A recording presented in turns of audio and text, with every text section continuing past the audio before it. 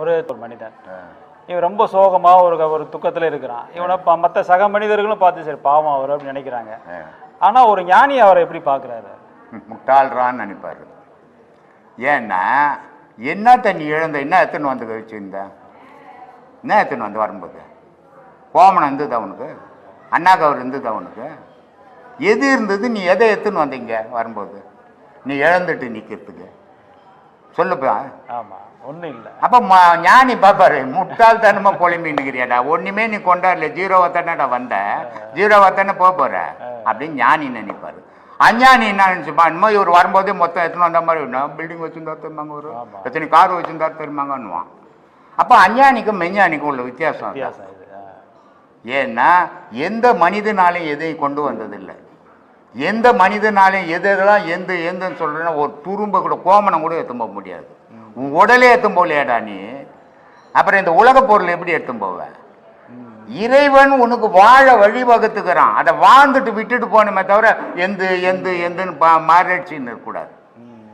போச்சா போச்சு, வந்துதான் வந்தது. 3 அடுக்கு பில்டிங் விற்றேன் காம்பவுண்ட் செவரு போடுறதுக்கு, ஆசிரமம் செவத்துக்கு.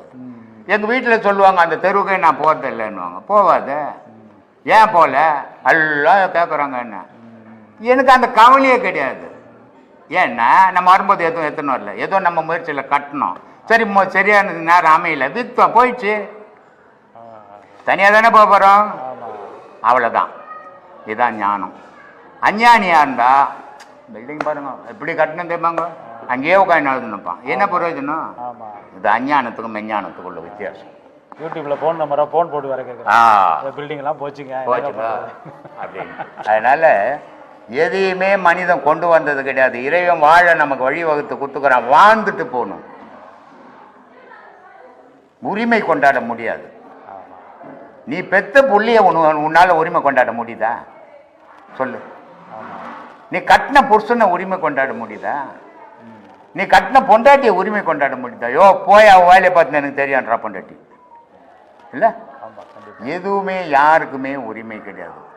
உரிமை உள்ள பொருள் ஒரே பொருள், உன் உயிர். உனக்கு அது மட்டும்தான் உனக்கு உரிமையான பொருள். மீதி உலகத்துல எதுவுமே உனக்கு உரிமை இல்லை. நீ இருக்கிற இந்த உடம்பு உண்டா சொல்லு? உண்டுன்னா நான் ஒத்துக்கிறேன். என்னதான் நான் ஒரு 1000 வருஷத்துக்காக இருக்கணுமே. உண்டா இது இல்லையே, நீ செய்துட்டா குத்தனுங்கிற இல்ல. உங்க அப்பா அம்மா செய்த வீட்டுல நீ பூந்து குடும்பம் பண்ணிங்கிற இல்லையா? அப்போ உன் உடலே உந்து இல்லையே, இந்த உலகத்துல உந்து என்னடா இருக்குதுங்க? அது புரியாத முட்டாள்தனமா பேசி கிடக்குறான். அதுக்கு என்ன பண்றது? வணக்கம்பா, ஒரு சின்ன கேள்வியா சொல்லு. கேட்கும்போது வரும்போது சின்ன கேள்வி தான் எல்லாருமே வராங்க, அப்புறம் தான் பெருசாக்கிடுறாங்க. இல்லைங்கய்யா, இப்போ நம்ம வந்து இப்போ நல்லது செய்கிறோம். இப்போ நீங்கள் நல்லது செய்கிறீங்க, நீங்கள் நல்லது செஞ்சுக்கிட்டே இருக்கீங்க. திடீர்னு நீங்கள் இறந்தோடனே உங்கள் ஆன்மா போயிருக்கு. நான் ஏற்பட்ட கெடுதல் செய்கிறேன், நிறையா கெடுதல் இல்லாத அக்கிரமெல்லாம் பண்ணுறேன், நானும் இறந்துட்டேன், என்னோட ஆன்மா போகுது. இந்த ஆன்மாலாம் எங்கேயா போய் சேரும்? எங்கேயும் போய் சேராது, இங்கேயே தான் திருப்பி பிறப்பத்துன்னு சுத்தம். நான் நல்லது செய்து செத்து போயிருந்தேன்னா நான் பிறந்த உடனே பிறக்கும்போது பெரிய பணக்காரன் வீட்டில் பிறந்து சுபிட்சமாக வாழ்வேன், கார் பங்களாவோட. நீ பண்ணாத அட்டுவெல்லாம் பண்ணிட்டு பிறந்துட்டு செத்து போய் பிறந்தீங்கன்னா சோத்து கூட இல்லை, பிச்சை எடுத்துக்கணும், நொண்டி கூணும் குருடுமா தெரிவேன். இவ்வளோதான் வித்தியாசம். 2 பேரும் இங்கே தான் இருப்போம். அப்புறம் வேற இதே நாட்டில் தான் பிறப்போமா, இதே நாட்டு இதே ஊரில் தான் பிறப்போமா, இல்லை வேற வெளிநாட்டில் போய் பிறப்போமா? இந்த நாடு நகரமெல்லாம் இந்த மனுஷனுக்கு மட்டும்தான் தெரியும், உருவத்துக்கு தான் தெரியும். நாடு நகரெல்லாம் ஆன்மாவுக்கு கிடையாது, எல்லாம் ஒரு பூமி தான். பூமிக்குள்ள இருக்கிற உயிரினத்தில் எதில் ஒன்றா போய் போதுங்க, புலி ஆட்டில் கூட போய் போதுப்பேன். அப்போ நாடுலாம் கிடையாது? அதெல்லாம் கிடையாது. ஏதாவது ஒரு நாட்டில் பிறந்தோம் எங்கே ஒன்றா இப்போ பூமிக்குள்ளே இருக்கிற உயிரினத்தில் போவேன். அது நாடு கீடெல்லாம் இங்கே பிறந்த பிறகு வளர்ந்த பிறகு தான் தமிழ்நாடு தமிழ் நானுன்றதுலாம் எங்கே ஒன்றாலும் போவேன். அப்போ நீங்கள் செஞ்ச புண்ணிய காரியங்களுக்கு அது பலனை எப்படி? இந்த பூமியில் தான் புண்ணியம் செஞ்சேன். ஆமாம், இந்த பூமியில் தான் புண்ணியம் செய்தேன். இந்த பூமியில் தான் நான் காரில் போவேன், நீ பிச்சை எடுத்துன்னு இருப்பேன் எங்கள் எதிர்வேன். அதாங்கய்யா, இந்த இப்போ போலி வாக்கத்தில் இப்போ நீங்கள் புண்ணியம் செஞ்சுக்கிறீங்க, இங்கே புண்ணியம் வச்சுட்டு உங்கள் ஆன்மா போனோன்னே திருப்பி வேறு இடத்துல போனால் அந்த புண்ணியம் பலன் எப்படியா? எந்த இடத்துல போனாலும் நாம் செய்த புண்ணிய பலனை நான் தான் அனுபவிக்க போகிறேன். அதுக்கு ஊருக்கு நாடெல்லாம் தேவையில்லையா? எங்கே போனாலும் சுபிட்சமாக இருப்பேன். நீ இந்த ஊர்லேயே பாவம் பண்ணியிருந்தா கூட இன்னொரு ஊரில் போய் போந்தீங்கன்னா கூட சோறு இல்லாத பிச்சை எடுத்துன்னு ஓட எடுத்துன்னு தெரியுவேன். அவ்வளோதான் வித்தியாசம். அப்போ ஆன்மா வந்து ஒரே பூமி தான், ஒரே பூமி தான். அதுக்கு நாடு தமிழ் ஹிந்தி இங்கிலீஷு அதெல்லாம் கிடையாது. அதெல்லாம் இந்த ஊருக்கும் உறவுக்கும் உடலுக்கும் தான் உண்டு. ஆன்மாக்கு அதெல்லாம் கிடையாது. அப்படியா? சரிங்க, சொல்லு. அப்போ இன்னொரு இதுங்க, அது வந்து ஆண்டவனிடம் நம்ம மனது வந்து செலுத்த முடியாத சூழல் இருக்குது. அப்போ அது அந்த இழப்பையே மனசு நினைச்சிட்டு இருக்கு. அது பெரும்பாவம், பாவத்திலே பாவம் பெரும்பாவம். ஏன்னா இழப்பு, நீ என்ன இழந்த, என்ன வச்சிருந்தே இழக்கிறதுக்கு எதை இழந்த நீ? ஒரு தாய் தந்தை இருக்கிற இழப்போ, அது தாய் தந்தை பொருந்தா சாவதான் போனோம், அவன் அந்த செத்தாதான் அவன் தாய் தந்தை. அது ஒரு இழப்பா? இயற்கை. தாய் தந்தை இருக்கும்போது புள்ள செத்து போவான், இயற்கை, இழப்பு இல்லாது. ஏன்னா மரணம்ன்றது மண்ணில் வந்துக்குன்னு தான் இருக்கும். அது வயசாகி வரும், இளமையில் வரும், இடைப்பருவத்தில் வரும், முதுமையில் வரும், எப்போ வேணாலும் வரலாம். அதுக்கு என்ன தேவையோ அந்த காரியங்களை செய்துட்டு அடுத்ததுக்கு போகணுமே தவிர அது என்ன, அது இழப்புன்னு நீமா கொண்டாடும்போது வரும்போது, நீ வரும்போது உங்கள் அப்பா அம்மா விட்டுணும் அந்த மாதிரிக்குதா? எவனும் விட்டுன்னு வந்தது கிடையாது உலகத்தில். இடையில பிறந்தா அவங்க விளையாட்டு இல்லை. அது மரணம் எல்லாருக்கும் வரும். முதுமைன்னு வந்தால் மரணம்னு ஒன்று வரும். ஒரு மரம் இருக்குது, அதுக்கு எந்த பிரச்சனையுமே இல்லை, அதுவே காலப்போக்கில் காஞ்சி போகுது. ஏன் என் மரம் காஞ்சி போச்சு அழுவ முடியுமா? இதெல்லாம் இயற்கை. யார் செத்தாலும் திருப்பி பிறக்க போகிறான். அதில் என்னம்மா போச்சு? உடல் மாதிரியே போகுது. சொக்கா போடுற மாதிரி தானே உடல், சட்டை போட்டு கைட்டி போடுற மாதிரி தான். நேற்று உங்கள் அப்பா முனியாண்டியா இருந்தார், இன்றைக்கி உங்கள் அப்பா கோடீஸ்வரனா மந்திரி ஆகுறாரு. இதெல்லாம் மாறிக்கினே இருக்கும். நிரந்தரம் எதுவுமே கிடையாது. நிரந்தரமான ஆன்மாவும் தெய்வம் மட்டும்தான் நிரந்தரம். இது எல்லாம் போய் தான், எல்லாம் சுழற்சி தான். அதை நம்ம மக்களுக்கு எப்படி புரிய வைக்கிறது சார்? ஒன்று நீ புரிய வச்சு எந்த மக்களுக்கும் புரியாது. எத்தனையோ மகான் வந்து புரிய வச்சு பார்த்தான், ஒன்றும் புரியல, அவன் சுற்றிக்கின்னு போயிட்டான். மக்கள் புரிஞ்சுக்கினாதான் புரிஞ்சிக்க முடியுமே தவிர நீ மக்களை புரிய வச்சலான்னா மூட நம்பிக்கை அதுன்னு அர்த்தம். ஏன்னா உன் புள்ள உன் பேச்சை கேட்குமா? கேட்காது. அப்புறம் ஊரில் இருக்கிறவங்க கேட்பானா? இது அறியாமை இல்லையா? நீ ஒரு குருவாக இருந்தால், இப்போ நான் கூட இத்தனை லட்சம் பேருக்கு சொன்னேன், ஆனால் எல்லாரும் எடுத்துப்பாங்களா? எடுத்துப்பாங்கன்னு நான் நம்பினேன்னா என்னோட முட்டாள் உலகத்தில் யாரும் இருக்க மாட்டான். நான் நம்புறதே கிடையாது.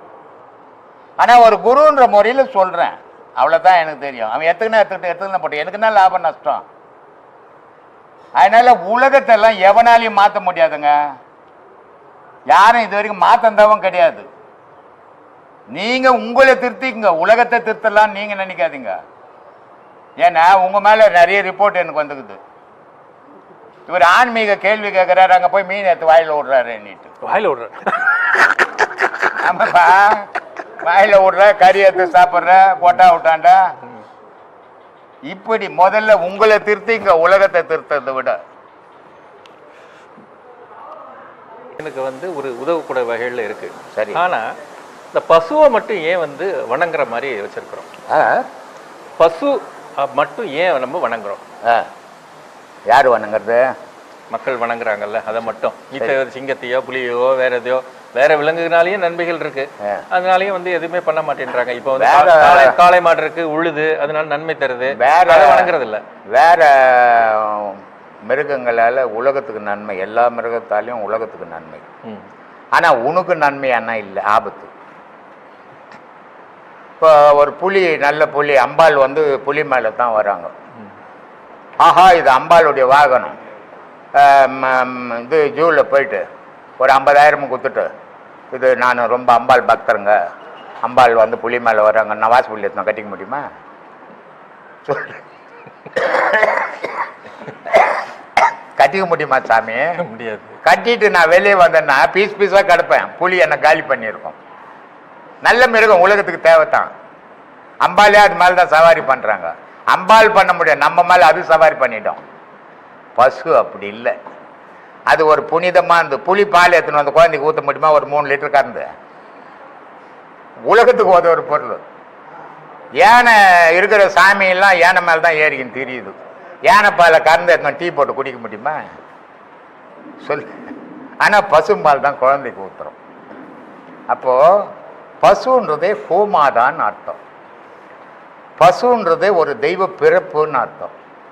அந்த தெய்வம் அடங்கி இருக்குது அதுக்குள்ள. லட்சுமி கடாட்சம்ன்றது. இப்போ ஒரு வீடு கொடுத்தனம் போனீங்கன்னா ஒரு பெரிய வேட்டநாயை புஷ்ணுவாப்பா உள்ள அப்படின்னு சொல்ல மாட்டீங்க, சொல்லுவீங்கள? பாதுகாக்கக்கூடியது அது, அதை சொல்றது இல்லை. ஒரு பசுவும் கண்ணு இட்டுன்னு வாப்பான்னா, ஏன்னா உலக விருத்தி, உயிரினும் விருத்தி. இது லட்சுமி கடாட்சம். இந்த வீட்டுக்குள்ளே இது வந்து போனால் இந்த வீடு சிறப்பாக இருக்கும் அப்படின்றதுக்காக பசுமாடு கண்ணேற்றணும் வரும். இப்போ முன்னெல்லாம் பசுமாடு கண்ணேற்றணும் வந்தால் அதுக்கு ஒரு துணிமணி போடுவாங்க, அதுக்கு ஒரு அவுத்திக்கிற கட்டு கொடுப்பாங்க, அப்படி தான் போச்சு. இப்போ ஒரு பசுமாடு கண்ணேற்றணும் வந்தால் 2000 கொடுத்தா தான் வருவேன் நான், இல்லைன்னா பசு அந்த வீட்டு மறிக்காதுன்றாங்க. பசு கூட இப்போ துட்டுக்கு தான் வருது, லட்சுமி கடாட்சத்துக்கு வர்றதில்லை. அது ஒரு காலங்கள் போயிடுச்சு. அதனால் ஒவ்வொரு காலகட்டத்திலையும் ஒவ்வொன்றும் மாறும். லட்சுமின்றது அது பசுன்றது அதனுடைய முகத்துக்கும் மற்ற மிருகங்களுடைய முகத்துக்கும் வேற்றுமை உண்டு. எருமையும் மாடு தானே, அதனுடைய முகத்தையும் பாரு, ஒரு பசுவனுடைய முகத்தையும் உத்து ரெண்டையும் கவனி, இல்லை ரெண்டையும் ஒரு ஃபோட்டோ எடுத்து வச்சுன்னு பாரு. இதனுடைய முகத்தில் என்ன அம்சம் தெரியுது, அதனுடைய முகத்தில் என்ன அம்சம் தெரியுதுன்னு பாரு. பசுவனுடைய முகத்தை நீ போட்டோவில் பார்த்தீங்கன்னா அதில் என்னமோ லட்சுமி உட்காந்துங்கிற மாதிரி தெரியும். எருமை மாட்டினுடைய முகத்தில் அப்படியே உத்து பார்த்தீங்கன்னா என்னமோ ஏமா கவுரு வச்சுன்னு உட்காந்துங்கிற மாதிரி தெரியும்.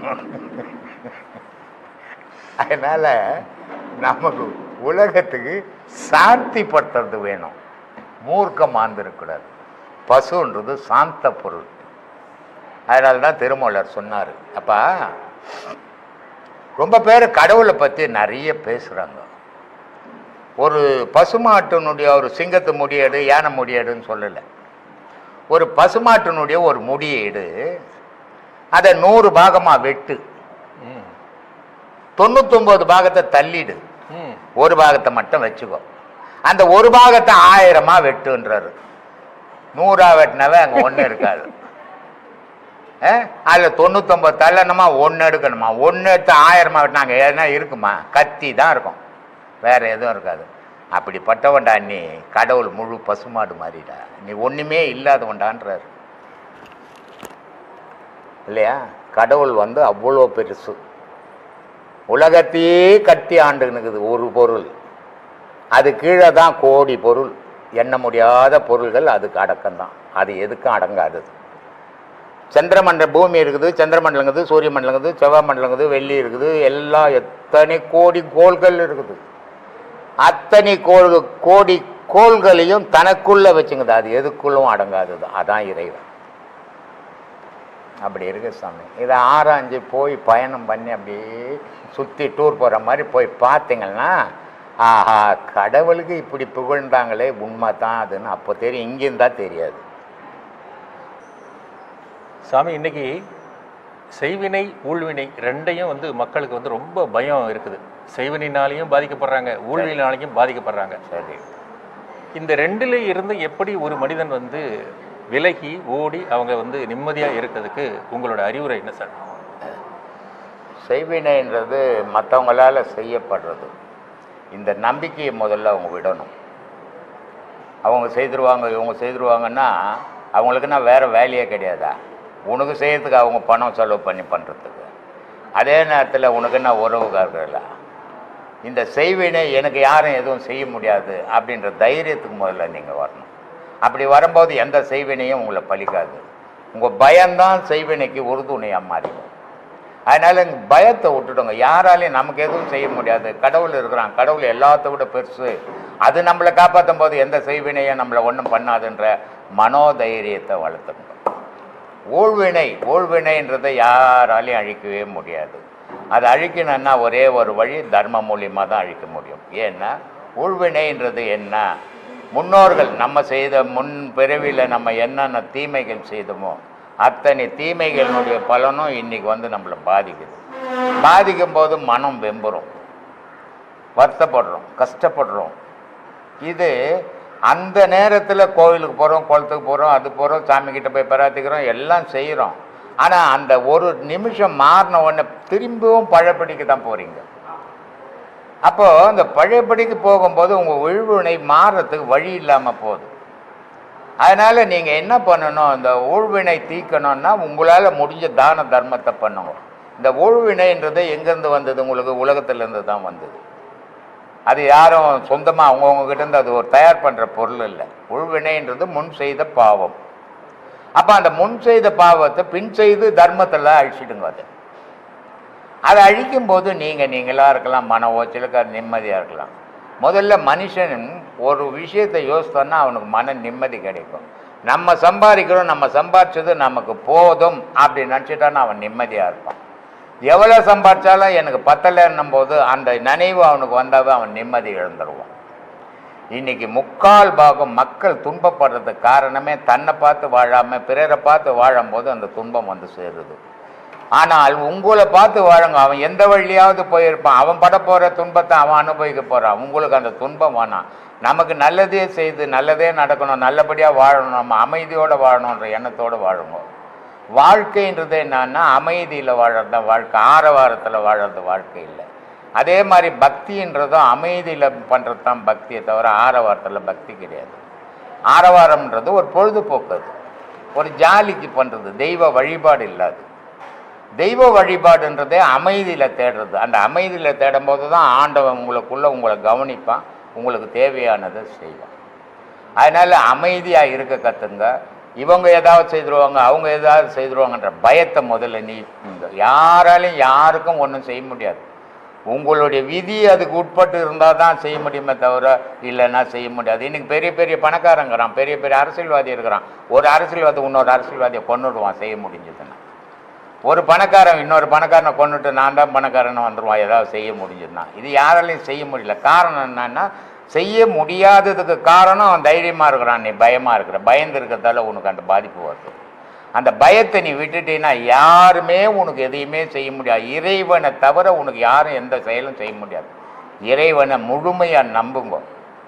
அந்த நம்பிக்கை உங்களை எல்லா பயத்துலேருந்தும் வெளியெடுக்கும். அந்த இறைவன் மேலே நம்பிக்கை இல்லாததால தான் மற்றதெல்லாம் கண்டு நீங்கள் பயப்படுறீங்க. இறைவனை முழுமையாக நம்பினீங்கன்னா அந்த பயம் இருக்காது. சொல்லுங்க சார். பாவம்லாம் குறையும் அப்படின்னு, இது எந்த மாதிரியான உண்மையிலே பாவம் குறையுமா? ஏன்னா இப்போ நீ வந்து ஊர்பட்ட பாவம் பண்ணிட்ட. நீ ஆடு வெட்டுவ, கோழி வெட்டுவ, 10 பைசா வட்டிக்கு கொடுப்ப, நிறைய பணம் சம்பாரிச்ச. கங்கையில் போய் குளிச்சின்னா பாவம் தீர்ந்துடும். திருப்பி வந்துட்டீங்கன்னா இந்த ஆடு வெட்டுறது கோழி வெட்டுறது உன் பணம் இருக்குது பாரு, அதெல்லாம் உந்துன்னு நினைக்கக்கூடாது. நினைக்கலன்னா பாவம் போவோம். ஆனால் அங்கே குளிச்சுட்டு வந்து மொத்தமாக வாரி போட்டுக்கணும் உட்காந்துங்கன்னா எங்கே பாவம் போவோம்? இது வந்து ஒரு பிரம்மை. ராமகிருஷ்ண பரமாத்மா ரொம்ப அழகாக சொல்லுவார். அவர்கிட்ட கேட்குறாங்க, உன்ன மாதிரியே தான், சாமி கங்கையில் குளிச்சா பாவம் போயிடும். ஆமாப்பா போவோம்.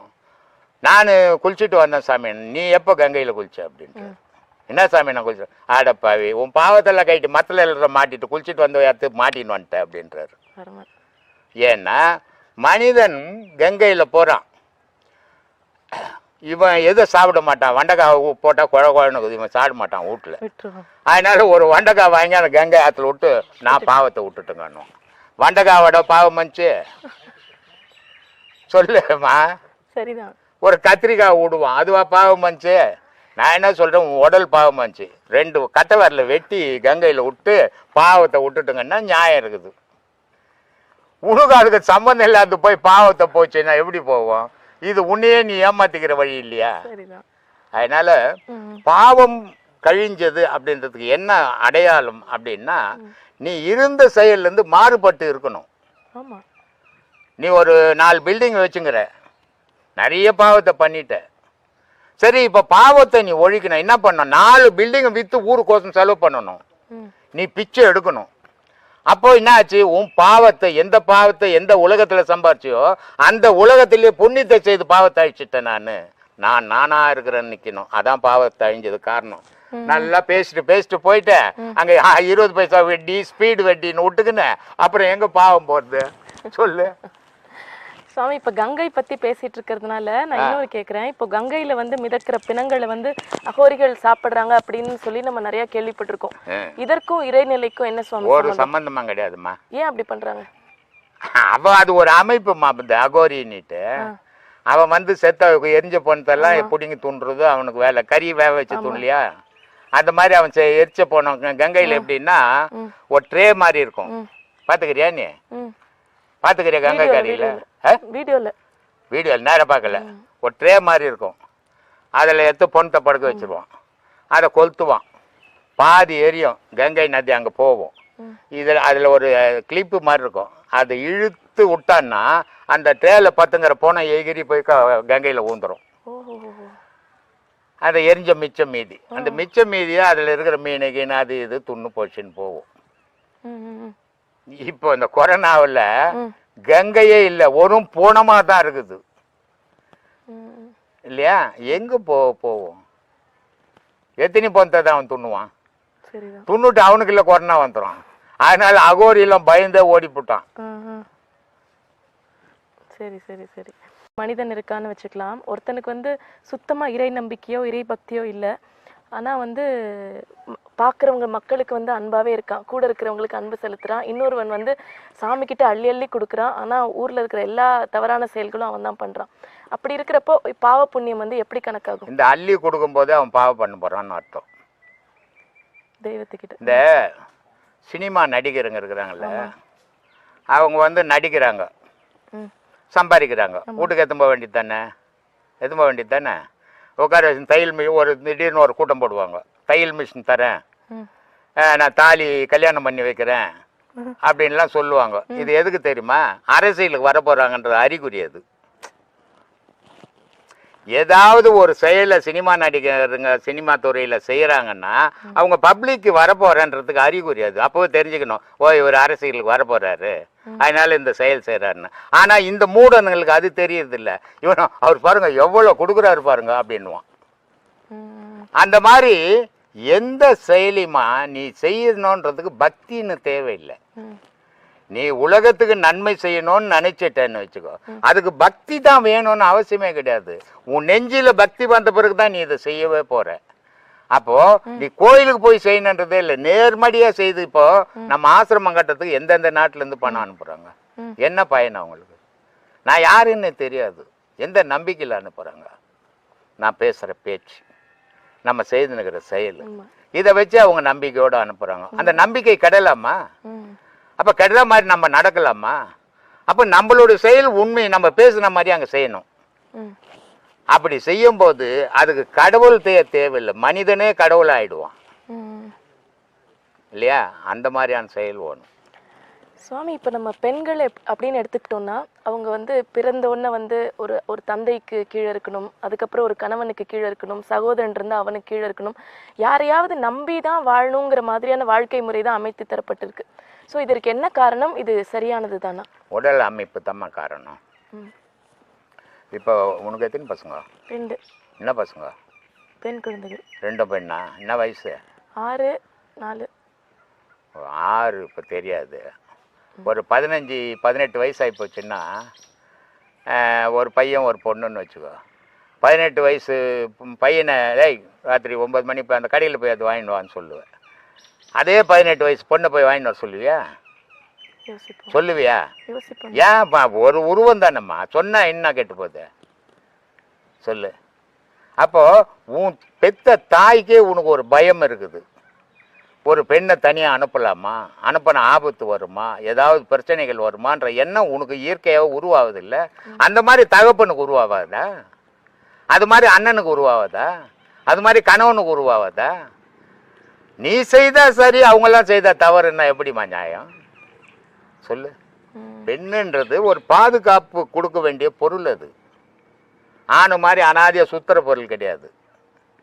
ஏன்னா பெண்ணுடைய உடல் அமைப்பு அப்படி, அது ஒரு காந்த மாதிரி யாரையும் இழுக்கும். அப்போ அது அங்க ஸ்பாயில் ஆயிடும். எந்த ஆணுக்காவது உத்தமி பத்தினி அப்படின்னு பேர் இருக்குதா? பெண்களுக்கு ஏன் வச்சுக்கினாங்க? ஒழுக்கத்தில் யாரெல்லாம் வாழ்ந்தாங்களோ அவங்களுக்கெல்லாம் இந்த பேர் இல்லையா? எவ்வளோ ஒழுக்கமாக வாழ்ந்தாலும் ஆம்பளைக்கு அந்த பேர் கிடையாது. ஏன்னா அவனுக்கு அந்த வரமுறை ஈர்ப்பு தன்மை கிடையாது. உடல் அமைப்பு வேற, பெண்ணுக்கு உடல் அமைப்பு வேற, தோற்றங்களே வேற. ஆம்பளை எல்லாம் கிராப் வெட்டினுக்கிறான், நீ கூட கிராப் வெட்டிக்கு தானே. அப்போ உனக்குன்னு பெண்ணுக்குன்றது ஒரு அமைப்பை உண்டாக்கிற, அந்த அமைப்பு உலகத்தை ஈர்க்கும். ஈர்க்கும் போது விபரீதம் ஏற்படும். அதனால அந்த பெண்ணை பாதுகாக்கிறாங்க பெற்றவங்க, அதை கட்டினவனும் பாதுகாக்கிறான். அதே குறிப்பிட்ட வயசு போயிடுச்சுன்னு சொன்னால் அப்புறம் விட்டுடுவான், நீ எங்கன்னா போய் சுற்றிட்டு வாணுவான், யாரும் உன்னை தொட மாட்டான்டுவான். அதனால பெண்ணுக்கு அந்த பாதுகாப்பு அவசியமா? அதை தவறுன்னு சொல்ல முடியாது, அதை அடிமைன்னு சொல்ல முடியாது. சொல்லுமா சுவாமி, இப்போ வந்து இந்த பெண் ஆசை, பெண் மோகம், இதை வந்து தவிர்க்கிறதுக்கு ஏதாவது வழி? ஒண்ணுமே பண்ண முடியாதுமா. பண்ண முடியாது. ஈர்ப்பு பொருள் அது. அந்த மோகம்ன்றது இல்லைன்னா உலக உற்பத்தின்னு ஒன்று இருக்காது. அது ஆணுக்கும் இருக்குது, பெண்ணுக்கும் இருக்குது. அதனால இது தவறுன்னு சொல்ல முடியாது. ஆனால் அந்த மோகம் கட்டுக்குள்ள இருக்கணும். கட்டை மீறும் போது அது ஆபத்தை உண்டாக்கும். சுவாமி, இப்போ சில போது வந்து நமக்கு தெரியும் இது வந்து செய்தா தவறு, இது செஞ்சா பாவம்னு. ஆனால் நம்ம சூழ்நிலைகளால் தள்ளப்பட்டு சில செயல்களை செஞ்சிடறோம், அது பாவ செயல்கள்னு தெரிஞ்சும். ஆனால் நம்ம மனசு அதை ஏற்றுக்கிறது இல்லை. அப்படி இருக்கிறப்ப அந்த மாதிரி சந்தர்ப்பங்கள்லையும் நம்மளுக்கு பாவங்கள் பாவம் தான். எப்படி செய்தாலும் பாவம் தான். பாவம்னு ஒன்று உன்னுடைய மனசுக்கு எப்போ பட்டுச்சோ அது பாவம் தான். ஏன்னா உண்மையாக நல்லவனாக இருக்கிறவன் எந்த நிலையிலையும் அந்த தவறு பண்ண மாட்டான். எவ்வளோ துன்பம் வந்தாலும் வரட்டும் அப்படின்னு நிற்பானே தவிர அந்த பாவ செயலுக்கு ஈடுபட்டுற மாட்டான். ஈடுபட்டுட்டான்னா அவன் மனம் பலவீனமாகுதுன்னு அர்த்தம். சுவாமி, இந்த கொரோனா டைம்ங்கிறதுனால இதை நான் கேட்குறேன். கொரோனா காலம், இந்த கொரோனாவோட தாக்கம் நமக்கு ஏதாவது வாழ்க்கை தத்துவங்களை கற்றுக் கொடுத்துருக்கு? ஒரு வாழ்க்கை தத்துவத்தையும் கற்றுக் கொடுக்கலம்மா. அது சாவாங்கன்றது தான் கற்றுக் கொடுத்துக்குது. அது நான் வந்தால் பிடிப்பேன், சாவடிப்பேன் அப்படின்னு கற்றுக் கொடுத்துக்குது. அதனுடைய விளைவு என்னன்னா நம்ம பாதுகாப்பாக இருக்கணும் அப்படின்றத கற்றுக் கொடுத்துக்குது. எல்லாரும் ஊசி போட்டுக்கிட்டோம், எல்லாரும் சொல்லிடுங்க நீங்களே. ஊசி எல்லாரும் ஊசி போட்டுக்கிட்டோம். ஊசி போட்டுக்கிட்டால் தப்பு இல்லை, அது ஒன்று சேஃப்டி தானே. அது அந்த ஊசியை போட்டுக்குங்க. கூடுமானாலும் கூட்டத்தோட இணையாம தனித்து இருக்க பழகுங்க. அது உங்களுக்கு ஆபத்தை தராது. இந்த எல்லாத்த விட இந்த மூச்சு பயிற்சி பண்றவங்களுக்கு எந்த ஆபத்தும் வராது. அது ரொம்ப முக்கியம். அது பண்ண தெரிஞ்சவங்க பண்ணுங்க. யாராவது இல்லை உங்கள் பக்கத்துலேயே குருமார்கள் இருந்தால் அவங்கக்கிட்ட போய் கேட்டு கூட செய்யுங்க. தவறு ஒன்றும் இல்லை. ஏன்னா உடலை சூடாக வச்சுக்கோங்க எப்பவுமே. அதனால தான் அவங்க சொல்கிறது அந்த கோல்டு ஆகிடக்கூடாது தான் ஏசியில் போகாதீங்க, ஏசி போட்டுக்காதீங்கன்னு சொல்கிறது காரணமே அதுதான். ஏன்னா ஏசி போட்டால் அந்த உடல் சூடு குறைஞ்சிடும். சூடு குறைஞ்சா அதனுடைய ஆதிக்கம் ஜாஸ்தியாக போயிடும். வந்து ஒரு சிலர் வந்து ரொம்பவே விரும்பி ஏற்றுக்கொள்கிறார்கள், பலர் வந்துட்டு விருப்பம் இல்லாமல் இருக்கிறார்கள். ஸோ இதை பற்றின உங்களுடைய கருத்து என்ன ஐயா? யாருடைய மனம் ஆன்மீகத்தை விரும்பி ஏற்றுக்குதோ அவனால் வந்து ஆன்மீகத்தை அறிய முடியும். ஆனால் யாருடைய மனம் விருப்பம் இல்லாத கட்டாயப்படுத்தி தள்ளுறாங்களோ அவனால் ஆன்மீகத்தை எந்த பிறப்புலையும் அறிய முடியாது. ஏன்னா எந்த ஒரு விஷயமும் அதை அடையணும்னா உன் மனம் விரும்பணும். உன் மனம் விரும்பாமல் நான் வற்புறுத்தி அதை அடைய வைக்கவே முடியாது. அதுலேயும் உலகத்திலேயே உயர்ந்தது கடவுள் வழிபாடு. அந்த கடவுளை பற்றி தெரியணுன்னா நீ உன்னை இழக்க தயாராகணும், உன் மனத்தை இழக்க தயாராக இருக்கணும். இப்போ நான் சொல்லி நீ ஒவ்வொரு காரியமும் செய்யும்போது உனக்கு அது விருப்பம் இல்லாத செய்யும்போது நீ அந்த பொருளை தொடக்கூட முடியாதுமா. அதனால் தெய்வீகம்ன்றது ஆன்மீகம்ன்றது உன் மனம் விரும்பினால் மட்டும்தான் ஏற்றுக்கணும். நான் இதில் எல்லாருக்கும் சொல்லுவேன், இதில் யாரையும் கட்டாயப்படுத்தாதீங்க, கட்டாயப்படுத்தினா இதில் நிற்க மாட்டாங்க அப்படின்ட்டு. ஏன்னா இது கட்டாயப்படுத்துகிற வழிபாடு கிடையாது. கட்டாயப்படுத்தினா அவன் அதை அறியவே முடியாது. ஆனால் அவன் மனம் விரும்பும் போது இரவும் பகலும் அதுக்காகவே அவன் ஆராய்வான். அப்போ அதனுடைய உண்மையை அவனால் எடுக்க முடியும். அதனால் கட்டாயப்படுத்தி தெய்வீகத்தை யாராலையும் படைக்க முடியாது, அதை அடைய முடியாது. யாருடைய மனம் அவன் மனம் விரும்பினால் மட்டும்தான் அதை அடைய முடியுமே தவிர மற்றவங்க சொல்லியோ ஒரு கும்பல் கூட்டியோ இப்படி போனால் நல்லா இருக்கும் அப்படி போனால் நல்லா இருக்குன்னா அது அந்த நேரத்துக்கு தான் உதவுமே தவிர எல்லா நேரத்துலையும் அது உதவாதுமா. ஏன் அந்த மாதிரி நாட்டம் இல்லாமல் இருப்பதற்கு என்ன காரணம்? நாட்டம் இருக்கணும்னு எப்படி கட்டாயம் சொல்ல முடியும்? அவன் பிறந்தது உலக வாழ்க்கைக்காக. தாய் தகப்பனுக்கு என்ன ஆசைகள் இருந்தது, தகப்பனுக்கு என்ன ஆசைகள் இருந்தது, தாயினுடைய மனநிலை எப்படி இருந்தது, தகப்பனுடைய மனநிலை எப்படி இருந்தது, அந்த தாயும் தகப்பனும் புணரல் பண்ணும்போது அதில் வந்த உயிர் இருந்தது அந்த ஆசைகளோடு தான் அது பிறந்தது. அது பிறந்ததுக்கு காரணம் என்ன? இந்த உலக இன்பங்களை அடையணும் தான் அது வந்தது. நீ அதை விட்டுட்டு கடவுளை தேடுனா எல்லா உலக இன்பத்தெல்லாம் இழக்க வேண்டியது வருமே. அது எப்படி இழக்கும்? அது வந்தது உலக விஷயத்தை ஆராயறதுக்காக, உலகத்தில் புகழ் தேடுறதுக்காக, உலகத்தில் இன்பத்தை தேடுறதுக்காக. கடவுளுடைய இன்பத்தை தேடுன்னா அது எப்படி தேடும்? ஆனால் அதுக்குன்னே பிறக்கும் சிலது. அதை யார் தடுத்தாலும் நிற்காது, அது கடவுளையே தேடி ஆகும். அப்படி பிறந்தது மட்டும்தான் அதை கடவுளை அடைய முடியுமே தவிர கட்டாயத்தில் கடவுளை அடைய வைக்க எந்த கொம்பனாலேயும் முடியாது. எந்த வேஷத்தாலையும் கடவுளை அடைய முடியாது. உன் மனத்தை இழக்க தயாராக இருந்தால் தான் கடவுளை அடைய முடியும். உலக இன்ப துன்பங்களுக்கு நீ ஈடுபட்டுட்டீங்கன்னா கடவுளை அடைய முடியாதுமா. இப்போ என்னன்னா அந்த மாதிரி வந்து சில பேர்லாம் சாட்சி கொடுக்குறாங்க, இது மாதிரி எங்களுக்கு ஒரு ஸ்பார்க் தட்டுனுச்சு, கடவுள் வந்து எங்ககிட்ட பேசுனதை என்னால் உணர்ந்து கொள்ள முடியுது அப்படின்னு சொல்லிட்டு அந்த மாதிரி ஒரு சில பேருக்கு வந்து மனசுக்குள்ளே உதித்து கடவுளை வந்து வழிபாடு செஞ்சு போய் கொண்டு இருக்காங்க. நிறைய பேருக்கு அது கிடைக்கிறது இல்லை. ஸோ அந்த மாதிரி கிடைக்காதவங்களுக்கு அது என்ன காரணமாக இருக்கும்? உன் மனம் இருக்கிற மாதிரி என் மனம் இல்லை, உன் மனம் பேசுகிற மாதிரி என் மனம் பேசுறதில்ல. உன் மனம் உண்மையே பேசணும் உலகத்தில் நீ நினைக்கிற, நான் பொய்யே பேசணும்னு நான் நினைக்கிறேன். ஆனால் நீயும் மனுஷன்தான், நானும் மனுஷன்தான். இதை மாதிரி கடவுள் வந்து யாருக்கிட்டும் பேசுந்தா எனக்கு தெரியும். எனக்கு 74 வயசில் கடவுள் வந்து அவ்வளோ ஈஸியாக பேச மாட்டார். கடவுளை நான் ரேஷன் கடையில் இருக்கிறாரு, ஒரு கைண்ட் ஆஃப் நிறைய சாமிகள் ஆடுவாங்க. இதெல்லாம் வந்து ஒரு மன பிரம்மை. இது ஒரு ஹிஸ்ட்ரியா நோய். அதில் வர்றது சாமி ஆடுறது, பேய் ஆடுறது, கடவுளை பார்த்தேன்னு சொல்கிறதுலாம். இப்போ என்ன கூட இங்கிலாந்துலேருந்து போன் வருது, சாமி நீங்கள் வந்தீங்க எனக்கு ஆசீர்வாதம் பண்ணீங்கன்னு. இது எப்படின்னா குரு பக்தி. அந்த நினைவு அவங்கள காட்டு தவிர நான் போகலங்க. இது மாதிரி பல நாடுகள்லேருந்து எனக்கு போன் வருது. இது காரணம் என்னன்னா அவங்க நினைவு என் மேலேயே இருக்கிறதால. அதனால் ஏற்படுத்த தவிர நான் போனேன் வீட்டில் ஆசீர்வாதம் பண்ணேன்னு ஏமாத்துறதுக்கு நான் தயாராக இல்லை. அவங்களுடைய நினைவு அதை காட்டுது. கடவுள் வந்து யாருக்கிட்டும் பேச மாட்டார். கடவுளை நான் கனவுல கண்டேன், கடவுளை எனக்கு கனவுல இதை சொன்னாருன்னு சொல்லலாம், ஏன்னா அது அவங்க நினைவு. ஆனால் கடவுள் வந்தாரு, பேசினாரு, போனாருன்னா அது ஏமாத்துறாங்கன்னு அர்த்தம். ஸோ மனசு வந்து செம்மை அடையணும் அப்படின்னா என்ன பண்ணணும் ஐயா? உலகத்தை நீ மறக்கணும்னு அர்த்தமா? எல்லாத்துக்குமே ஒரே வழி உலகத்தை மறப்பது. அதுதான் 2 இடம் இருக்குது. ஒன்று உலகம், ஒன்று ஈகம், ஒன்று பரம். உலகத்தில் உன் மனம் செம்மை அடைஞ்சாலும் செம்மை அடையினாலும் நீ வாழ போற இல்லையா? ஆனால் பரத்தில் மனம் செம்மை அடைஞ்சால் மட்டும்தான் அங்கே வாழ முடியும்.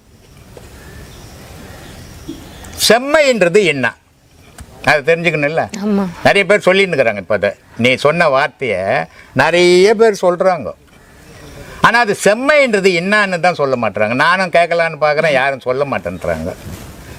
அகஸ்தியர் சொல்றாரு, மனம் அது செம்மையானால் மந்திரம் ஜெபிக்க வேண்டாம், மனம் அது செம்மையானால் வாசி உயர்த்த வேண்டாம், மனம் அது செம்மையானால் மூச்சை அடக்க வேண்டாம், மனம் அது செம்மையானால் மந்திரம் எல்லாம் செம்மையாமேனார்.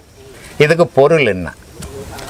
பக்குவப்பட்ட ஒரு மனம். பக்குவப்பட்டதில்லை, எல்லாத்தையும் அது உணர்ந்து தெளிஞ்சு நிற்கிது. அது இதுதான் உண்மைன்னு தேர்ந்தெடுத்துச்சு. தேர்ந்தெடுக்கும் போது இந்த மனம் நிற்கிறதுக்காக மந்திரம் சொல்லணும் கோவில்ல, மனம் நிற்கிறதுக்காக பாட்டு பாடணும் கோவில்ல, மனம் நிற்கிறதுக்காக பல குருமார்களை தேடணும். ஆனால் மனம் நின்று போச்சுன்னு சொன்னால் இந்த மந்திரமும் தேவையில்லை, குருவும் தேவையில்லை, எதுவும் தேவையில்லை. அப்போ செம்மையாயிடுச்சு, மனம் பக்குவப்பட்டு போச்சு, பதத்தில் நிற்கிது. அதுக்கு எந்த மந்திரம் தந்திரம் எல்லாம் தேவையில்லை.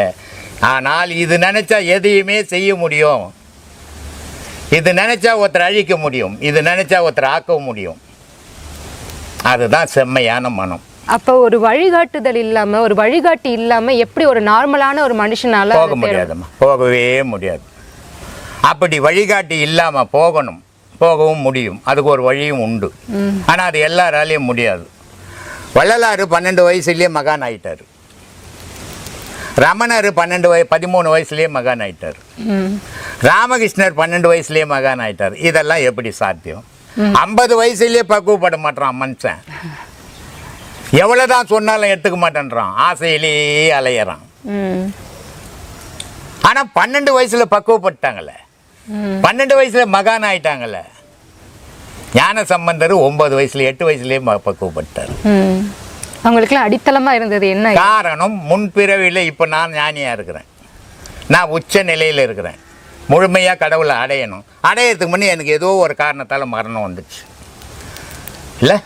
அப்போ அடுத்த பிறப்பு ஒரு நல்ல தாய் வயிறை தேர்ந்தெடுத்து அந்த வயிற்றில் நான் பிறக்க போகிறேன்.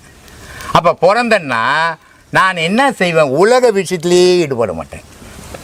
ஏன்னா நான் போன வாட்டியே முழுமையில் இருக்கிறேன். அப்போ இந்த வாட்டி வந்தோடனே அந்த முழுமையை முடிச்சிடுவேன். அப்படி வந்தவர்கள் மகான்கள் இவங்க 3 பேருமே, வள்ளலாரும் சரி, ராமகிருஷ்ணரும் சரி, ரமணரும் சரி.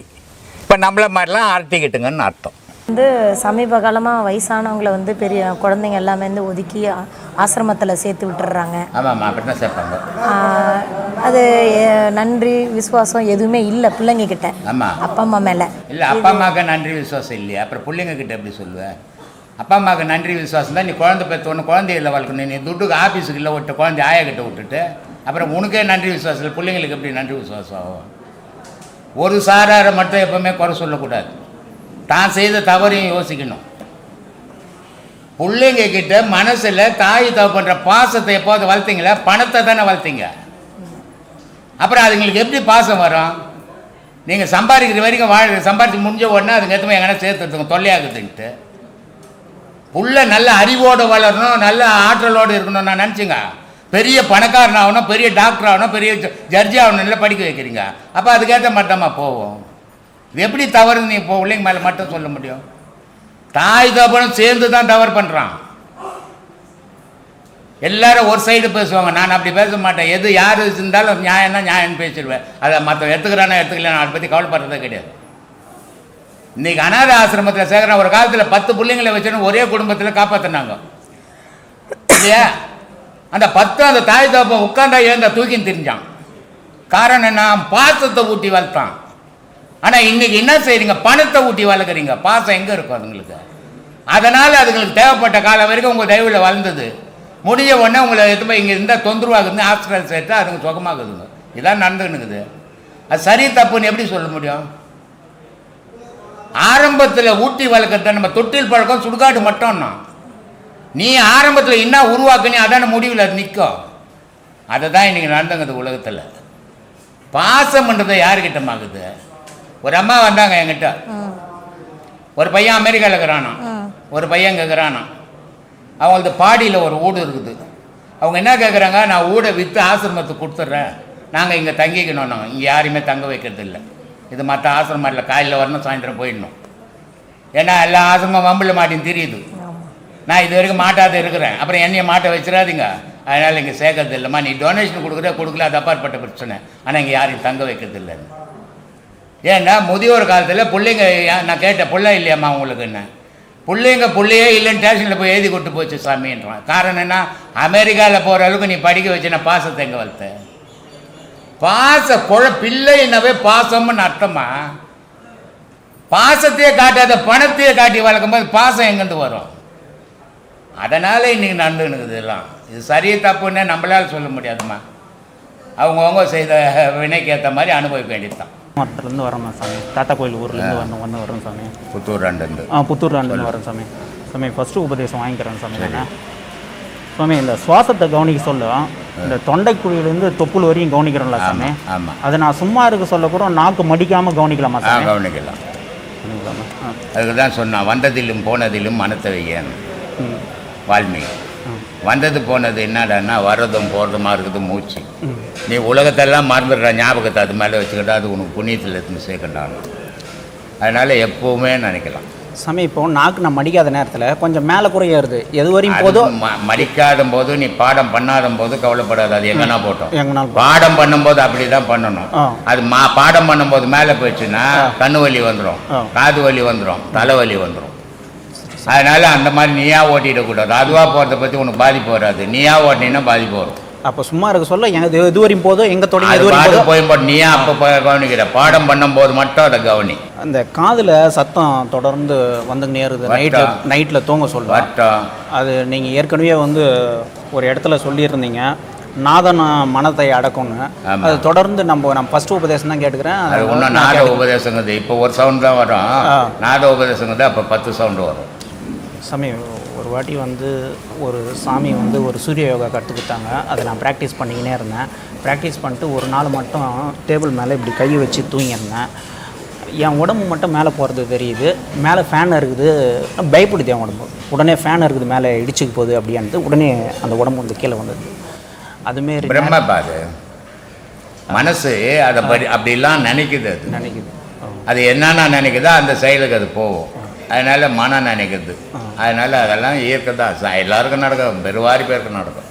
மேடம், இந்த பாடத்தினுடைய முக்கியமான இதுவே வந்து உள்ள சமநிலையோடு இருக்கணும், பெரிய அளவுக்கு நம்ம எது வந்தாலும் பாதிப்பு அடையக்கூடாது அப்படின்னு சொன்னீங்க சாமி. சாவே ஊந்தா கூட கண்ணில் தண்ணி வராது இந்த பாடத்தில் போகிறவனுக்கு.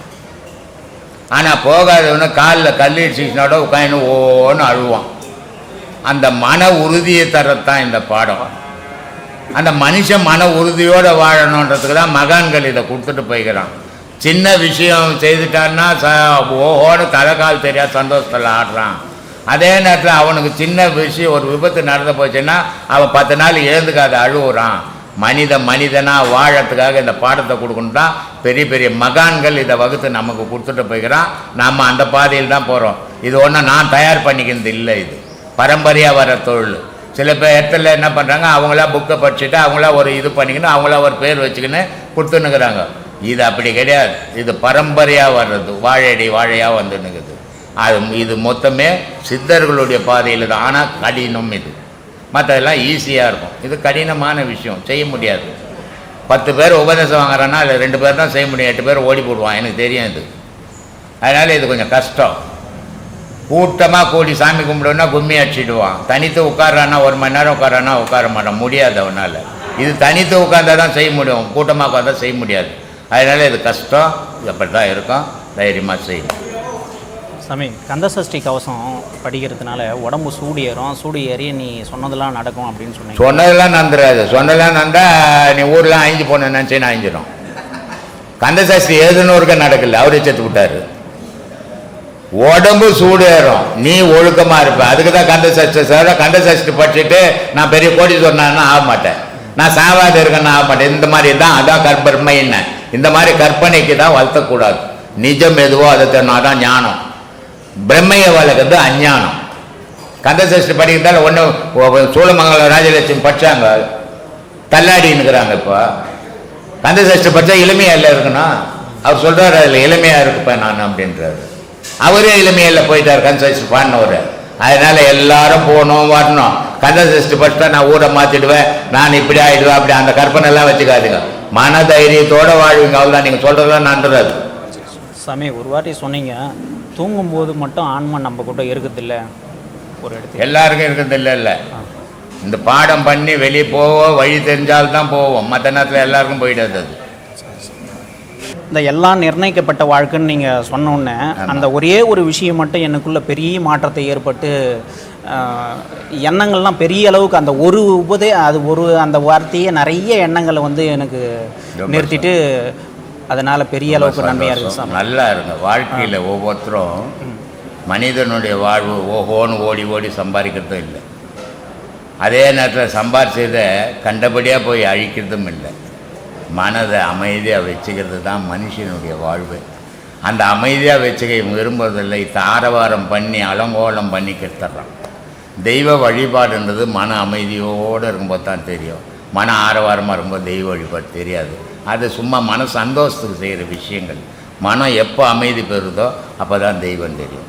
அதனால தான் சொன்னார், முத்து முகமடியோ முச்சந்தி வீதியிலே 10ஆம் இதழ்பரப்பி பஞ்சனையின் மேல் நிறுத்தி அத்தை அடக்கு நிலை யாருமில்லா வேலையிலே குத்து விளக்கேற்றி என் கண்ணம்மா கோலமிட்டு பாறேன். யாரும் இருக்கக்கூடாதுரா, அந்த நேரத்தில் மூச்சு அடக்கி பாடுறா தெய்வத்தை, அதாண்டா தெய்வ வழிபாடு. கூட்டம் கூட்டிக்கின்னு மோனாச்சின்னு கும்மால் அடிக்கிறது தெய்வ வழிபாடில்.